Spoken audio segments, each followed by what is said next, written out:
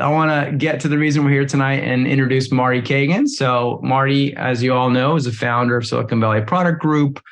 He's the author of these two great books, Inspired and Empowered. Before that, earlier in his career, he was a VP of product design at eBay, also a product leader at Netscape, worked at Hewlett-Packard.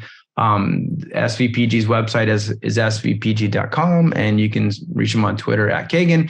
And I'm really excited to hear his new talk where he's going to be sharing with us the nature of product, 10 major misconceptions about product. Thanks, Dan. It's good to see everybody. And yeah, thanks for inviting me back yet again. It's always fun to kick it off. And I've told Dan this several times, but I kind of consider his meetup as my home meetup, really.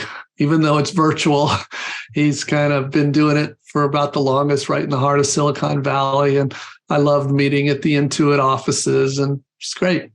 So I always do have lots of talks. I'm one of those people that every year I'm spending a higher proportion of my time on sort of content creation. So always have lots of ideas I'm trying out.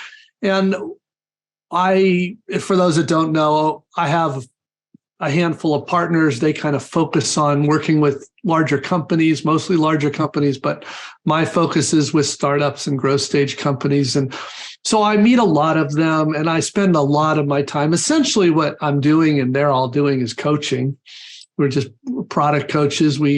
For startups, it's usually the founders that I'm coaching.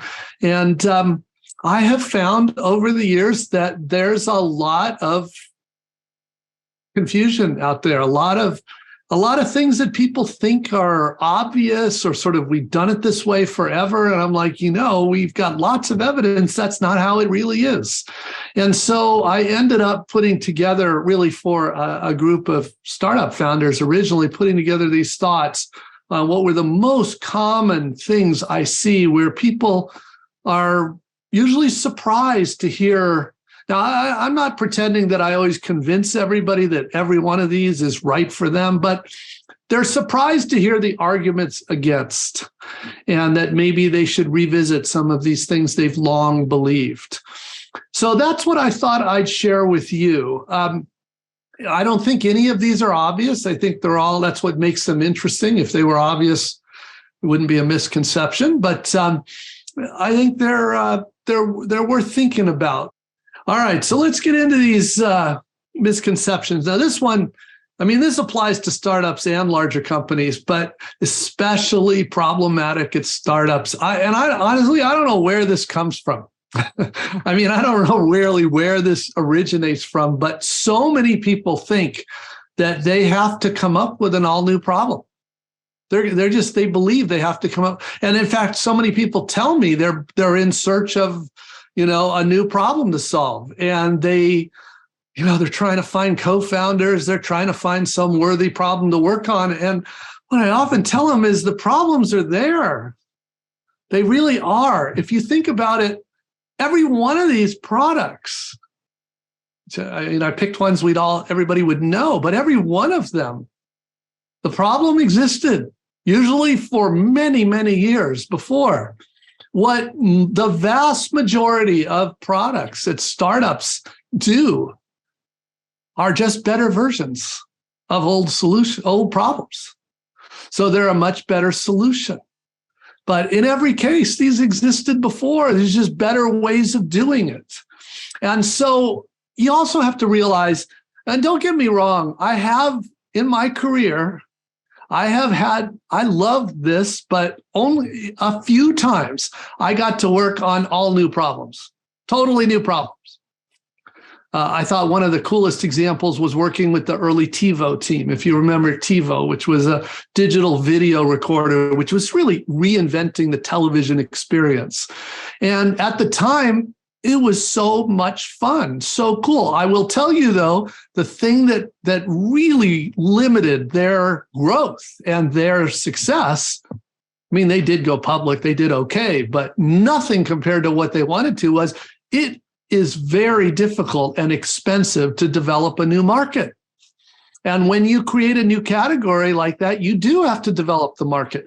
Usually it makes much more sense to let Microsoft spend all that money and develop the market, or let Google spend all that money and develop the market. And then the startup comes in with a much better solution. So I don't think this is just one of those things that artificially constrains product teams' thinking. They need to think like that they've got to solve an all-new problem. And how many all-new problems are really out there? Most of the time, all you really need to do is find a problem that is not well solved. And you have to be blind not to see problems that are not well solved everywhere, all over the place. And so good companies, they realize that. Even we're using Zoom. Do you remember all the systems before Zoom? Do you think Zoom was the first video system? But if you remember, and this was actually before the pandemic, people were buzzing about Zoom because unlike all the rest of them, you remember WebEx and stuff like that, they did the same basic thing, but they were crap. So Zoom comes along with a much better solution, just over and over. That's the case. So Spotify, you think they were the first music service? You think Apple did the first iPod or MP3 player? No. Or first phone? No. Look at Stripe. They're like the 500th payment services. I don't know how many have been before it, but Stripe just did it so much better. That's just really worth keeping in mind. And this applies, I think, for both startups and larger companies. It's very difficult and expensive to develop a new market. All right. This is where that problem really manifests itself. And I'm going to be honest, this one's a little sensitive, a little nuanced, because, first of all, we often talk in the product world about problem discovery and solution discovery. It's all discovery. I love it. I love both. Problem discovery is we're trying to understand, the problems that our customers have. In particular, we're trying to understand, how it impacts their lives and their context and everything.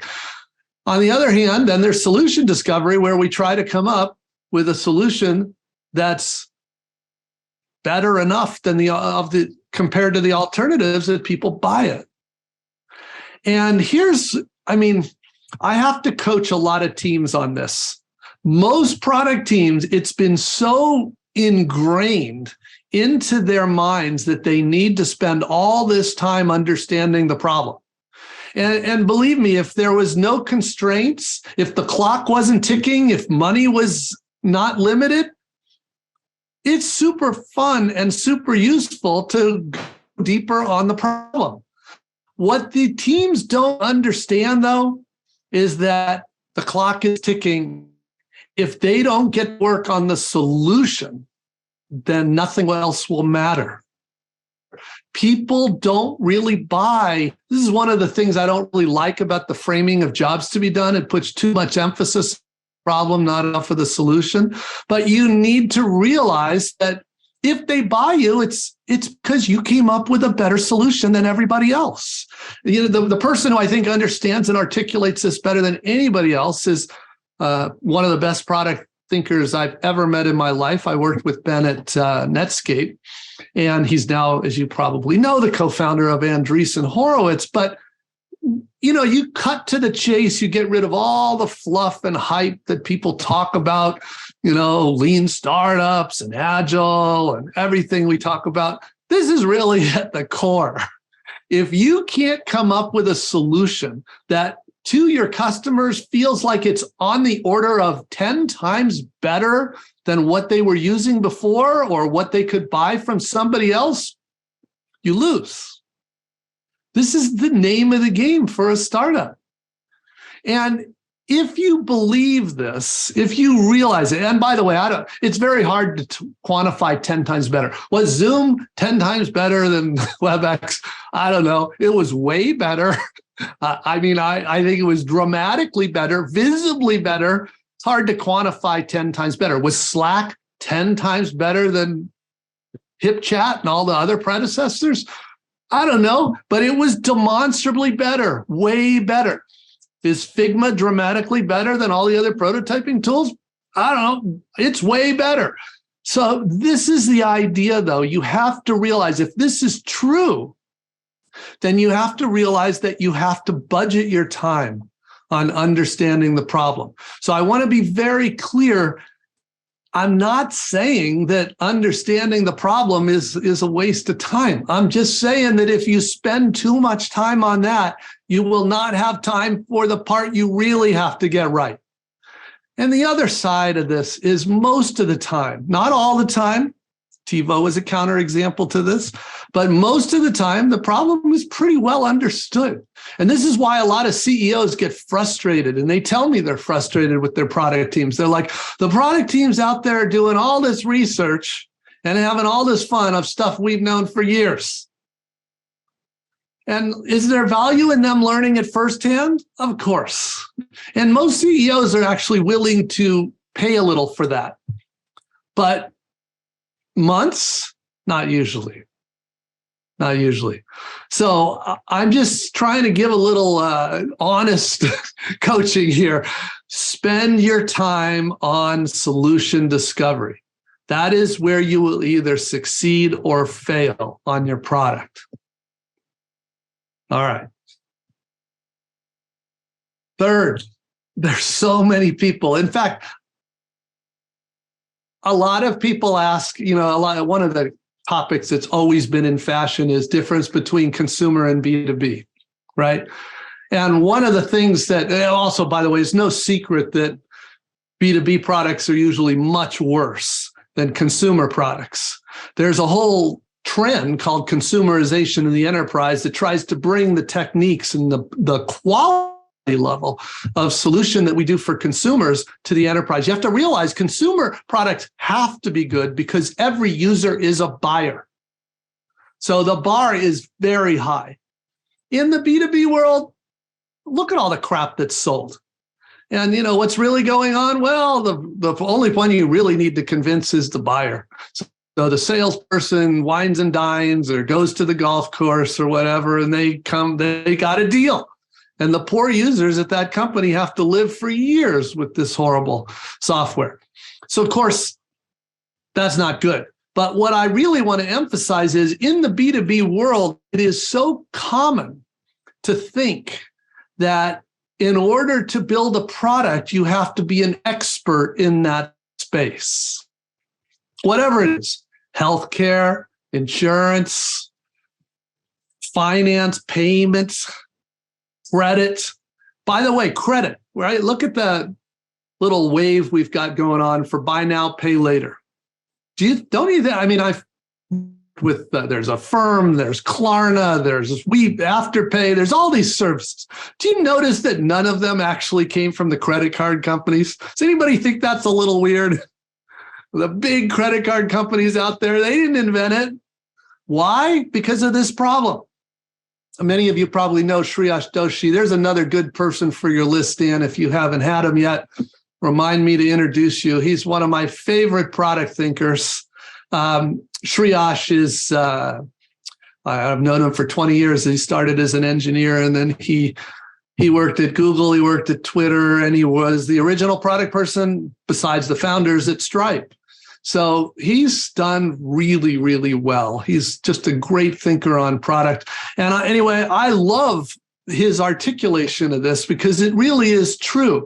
The reason innovation so rarely happens inside these organizations, besides all the politics and those dynamics, is that they think you can't do it. They think it's done this way because it has to be done this way, instead of because it's always been done this way.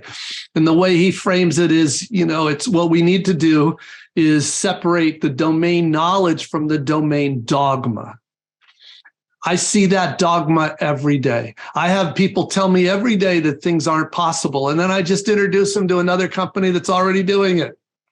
It's like, no, this is not true. You think you need to do it this way. You think you need to release every month or every quarter. It's not true. Okay.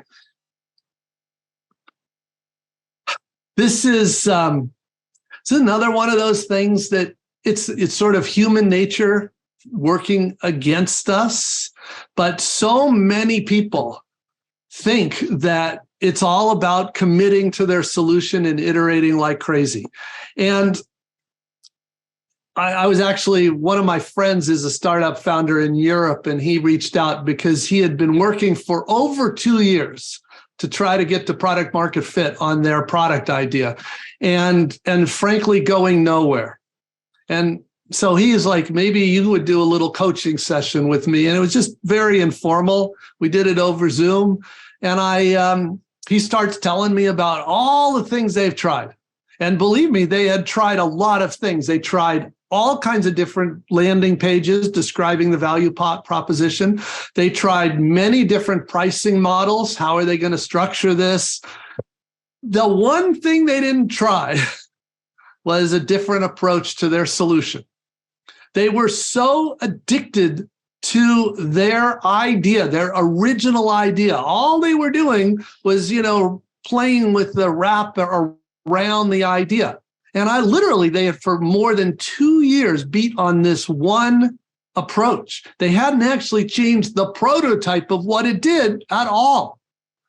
And I had to explain to them this point of falling in love with the problem, not the solution.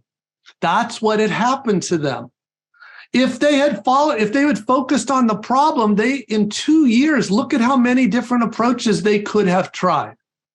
Now, I still don't know. There's no guarantee you're going to find an approach that works and that you're going to get to product market fit. But I can tell you, if you're just banging on the same one and you've proved 100 times it doesn't work, that's not a good use of anybody's time or money. So what they needed to do was step back and say, look, that's just one way of attacking this problem. Of course, they can't get those 2 years back. But if we could turn back the clock there, that's what they needed to do. They needed to focus on the problem and try many different solutions. We were just chatting before about people that moved to Bend, and many of you know Teresa Torres. She's another good speaker. If Dan hasn't had her already, probably has. But Teresa wrote the book Continuous Discovery Habits, which is a strong recommend book for product teams. And anyway, in her book, and even you can find this articles on her website, she talks about this technique, which she calls the opportunity solution tree, which is a really straightforward technique that I think is very helpful. And the main reason it's helpful is because it helps you avoid this issue. It helps you realize right up front that, you know what, we've got many ways of addressing this. If the first one doesn't pan out in a couple of weeks, let's try another approach. I tell people what the technique encourages them to do before they jump in and start prototyping is take a breath, ask themselves what are the different ways they could be approaching this issue, and just spending a few hours even goes a long way. All right. This is so ingrained. I mean, everybody, I'm sure most people know what I'm going to say. But it's so ingrained in companies. I did a session with a company in the healthcare industry earlier today. And literally they were asking about their focus groups. And I'm like, okay, I really need to explain to you why we don't do focus groups in the product world. And this was really kind of hard. This was a tough love session because this was not what they were expecting to hear. But it's very true. And the fundamental reason for this is that your customers just don't know what's just now possible. It's not their job to know what's just now possible. It's their job to understand the problems they need solved and stuff. But the solutions, which is what product is all about, the solutions need to come from us. Remember, a great product solution is something that's just now possible, combined with a real customer issue or problem, and solved in a way that not only the customer loves, but works for your business. That's what product's all about, the intersection of those three things. Bezos, you've probably seen for years in the investor letters, every year he would point out, like, no customer asked for Prime, no customer asked for AWS. He's pointing this out because this is the nature. I told the the healthcare team this morning the story of Steve Jobs and the iPhone, and how he pointed out that literally you can conduct 100 focus groups, you're never going to get an iPhone because of this exact point. And the irony is, and I ended up telling them this story because it was pretty amazing, but literally when Apple was doing product discovery on the first iPhone, both Nokia and Motorola were literally conducting focus groups on what the next smartphone should be. And the main feedback each company took back from that was touchscreens are not a good thing. Because at the time, they were terrible. But Apple, of course, knew that there's no way for our customers to know what's the leading edge technology is on touchscreens. Why would we ask them? All right. Here's another one, might hit a little close to home. A lot more people are talking about this now. You might have seen the news that Capital One announced a few days ago, which was all the agile coaching roles are gone. Cap One company-wide, not just one division. That's, of course, I don't know the backstory on all that. It could be because they've decided SAFe was terrible, or it could be they decided that the people there are just too many people in this process role. I don't know what the reasons were, but I want to point out that you do not need product owners. You don't. Product owner is just a role in a process. Now, we can talk about Agile if you want to talk about it. Agile, of course, there's the principles, and then there's what so many people have done to it. And you look at the manifesto, and then you look at SAFe, and there's just no intersection there at all. So it's hard to see, what does it even mean to talk about Agile anymore? I talk about being Agile, not following Agile. I mean, if you're not releasing at least once every 2 weeks, if not doing continuous deployment, if you're, I don't care what you think, you're not Agile. I don't care how many rituals you have. I don't care how many coaches you have. I don't care how many certified product owners you have. You're not Agile.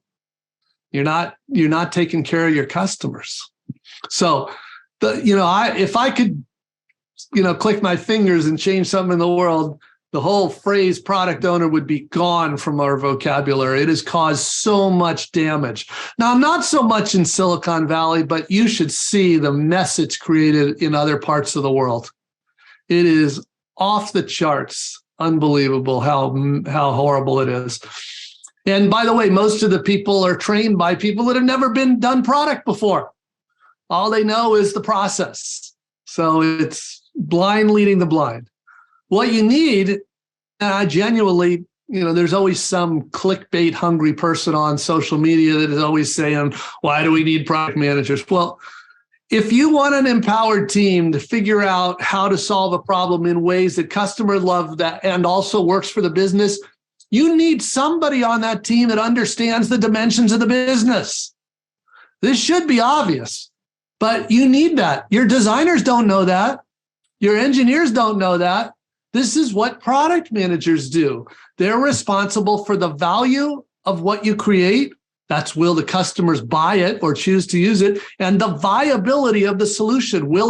Is it something we can market? Is it something we can sell? Is it something we can service? Is it something we can monetize? Is it something we can fund? Is it legal? Is it ethical? This is what a product manager does. Product owner is noise. It's a role. If your team is using Scrum, and even Scrum is actually not the problem. It's a pretty harmless, lightweight process. The problem is all the people that went crazy on the heavy process side. All right. Try to limit my ranting about that one. But there's so many product people think they have to come up with all these innovative product ideas. This is another one of those things that's just baked into our thinking. But, it's really not the way it works.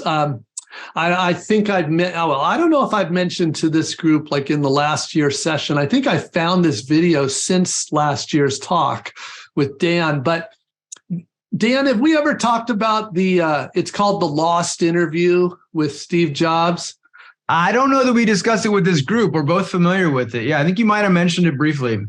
It's awesome, though. It's literally $4. You can get it on Amazon Prime or on Apple TV or Google Play. And it's like the best. It is truly a masterclass in product. I mean, there's so many great things he covers. But this topic is one of the things he spends a lot of time on, is thinking that he calls it a disease of a lot of executives, thinking that coming up with an idea is like 90% of the work.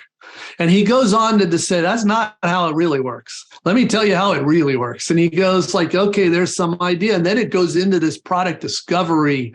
He actually uses the metaphor of polishing a stone, a rock with friction. And, he's emphasizing, when you get designers and you get engineers and you get people that know all these different things and they're working together and they're iterating like crazy, over time, you come up with a solution that can be beautiful, amazing. And and he's describing that process. That's the 90% of the work, not the original idea. The original idea is the easy part. I'm telling you, it's a masterclass. There's a lot of other things in there that he talks about. Okay. This is really important. An idea is not a product. Another common problem is, and in fact, this is something that Scrum kind of, I don't want to be too rough on Scrum on this, because in a lot of companies, the issue is the engineers were constantly interrupted every day by users, by the product owner person, by anybody, and they couldn't get any work done. There's just no discipline. Think of your typical IT shop. And so Scrum was kind of created as a way to create a little protection for them. In other words, let them work for a week, and then at the end of the week, you can bother them and tell them what you want changed. It's pretty simple. But one of the consequences of that is so many product people think it's their job to shelter the engineers. They think of engineers just as the ones to build. But in every good product company I know, the first principle is this, that nothing is more important than an empowered engineer. To be clear, an empowered engineer is an engineer that cares just as much about what they build as how they build it. And you probably know of Bill Campbell, but he literally explained that to Steve Jobs. He literally explained it to Bezos, and he literally explained it to Larry and Sergey at early Google.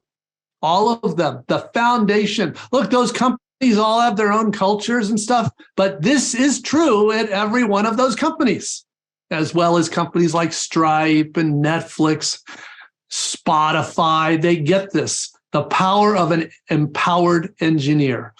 And contrast that with these brain-dead companies that outsource their engineering to Accenture, or even when they don't outsource them, they're feature teams. They're literally just telling their engineers what to build. They're giving them roadmaps and saying, build these features. Your job is not to ask why. Your job is to build the feature. All output. It's a huge point. It's another one's just so deeply ingrained. I'm a little guilty in perpetuating this. After all, I wrote a book with the subtitle, How to Create Tech Products Customers Love. We do want to create products customers love, absolutely. But one of the common problems is that people think that's all there is to product. In fact, I won't embarrass anybody by name, but honestly, I will tell you, I can't even stomach Twitter anymore. I'm pretty much off it and just trying to, the LinkedIn is the last social network standing. It didn't win because it's the best. It seems to win because the other ones have sort of shot themselves in the foot.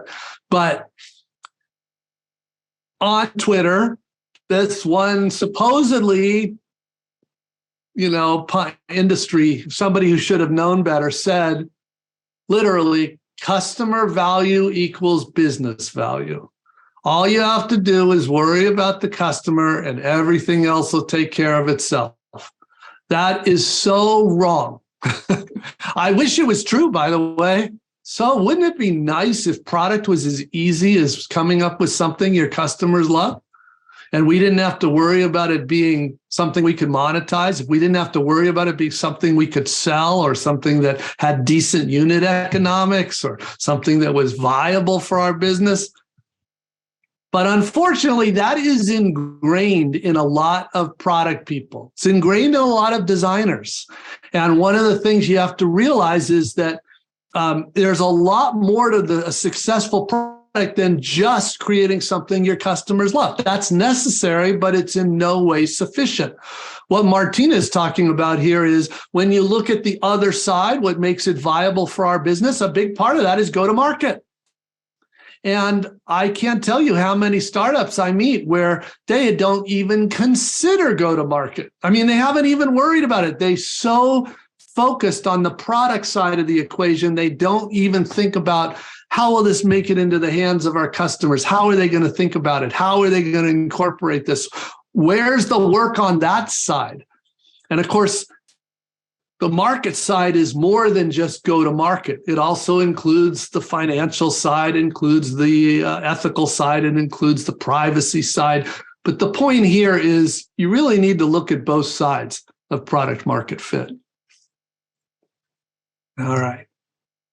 And then the last point, and we'll open it up to questions here, but the last point is kind of my hot button lately, which is so ingrained again that people think, most people don't mess this up as a startup. There are very few startups I meet that are obsessed with process. They hate that. A lot of them left their bigger companies because they didn't like all the process. So anyway, most startups, and it's self-correcting anyway, it's very hard to get to product market fit if you're obsessed with a process. But once you do get to product market fit and you start hiring, and especially when you start hiring people that come from bigger companies, very often what they do is they think it's their job to impose a more formal process. And you can just see the company lose its mojo. Many of you know Steve Blank, another good speaker for Dan. Steve is the 4-time successful entrepreneur. He teaches entrepreneurship at Stanford and Berkeley.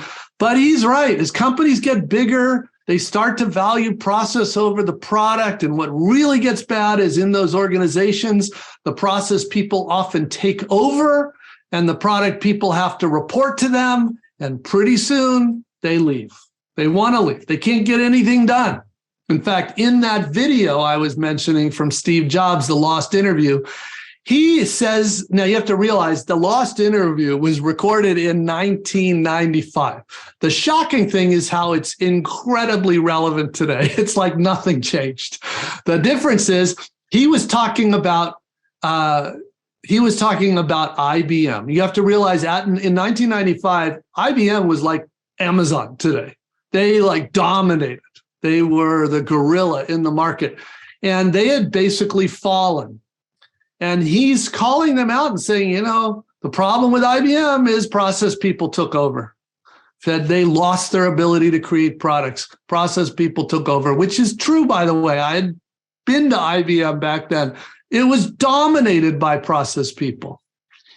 And and he was worried, by the way, when he did that video, he had been kicked out of his own company, Apple, and he was saying he's worried about the same thing happening with Scully and stuff, bringing that back. So this is really, I would say, every one of the major leaders, whether it's Bezos or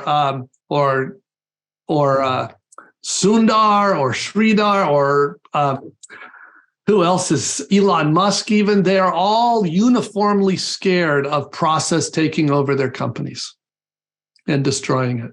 And I don't know of anything else that they're all scared about. All right.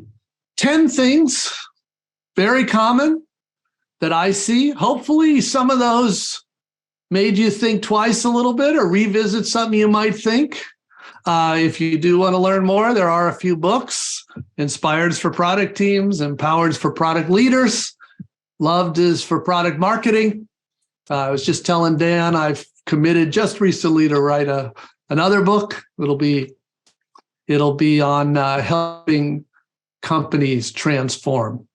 So I hope that was useful. If you don't get a question answered, you've got my email right there. So feel free to do that. I still have Twitter there, but don't expect an answer on Twitter. All right, Marty, great. Awesome. Well, thanks for a great talk. Thanks for sharing those 10 points.